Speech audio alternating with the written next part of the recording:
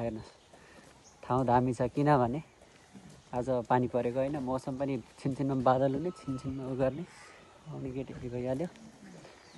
यो भनेको ठ्याक्कै एउटा फ्रेम टाइपको दामी हेरेछ उहाँ हाम्रो दुईजना सर हुनुहुन्छ अगाडि एउटा जुम्लाको खाद्य हाकिम अनि यताको चाहिँ अर्को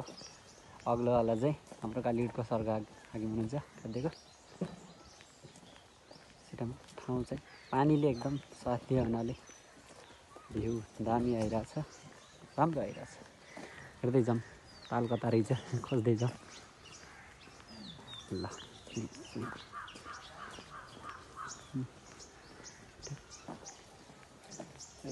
प्रतीक्षालयहरू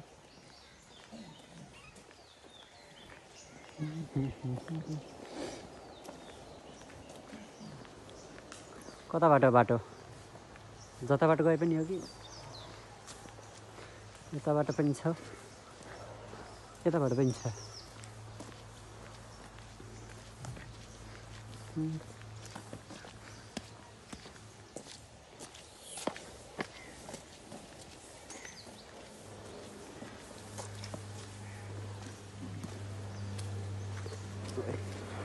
पानी परेर हल्का हिलो हिलो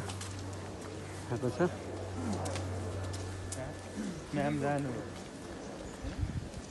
प्लेन फाइट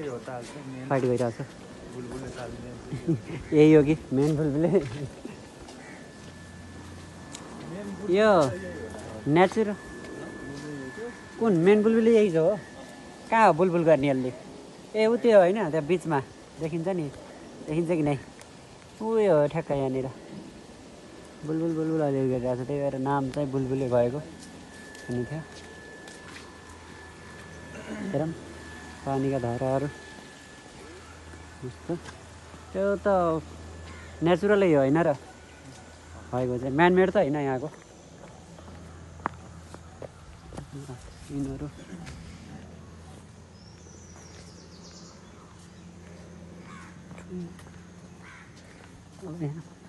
पार्कहरू बन्ने क्रममा छ हिलो माटो सबै छ एकतिर रुखहरू काटकुट पारेर भ्याएछन् डोजर सोजर चल्दैछ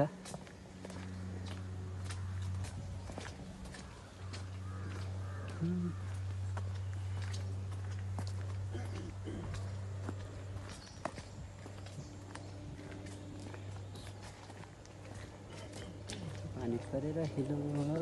पानी पानी जम्या छ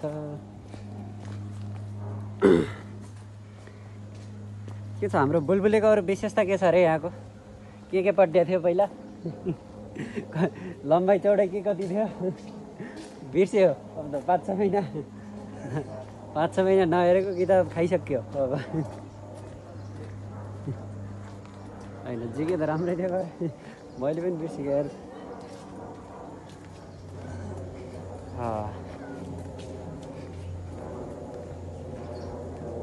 हरियाली चाहिँ छ है यतातिर मस्त के का रुख हुन्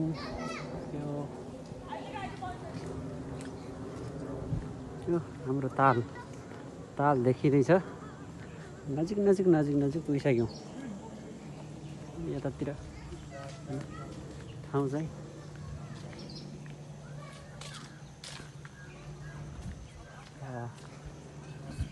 खै म हेरेर आउँछु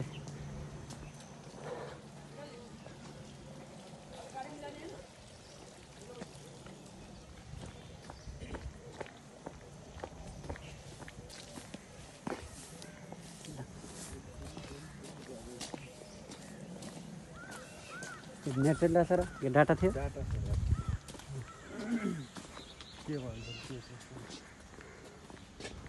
उता जाने तल जाऊँ न अब यता जाऊँ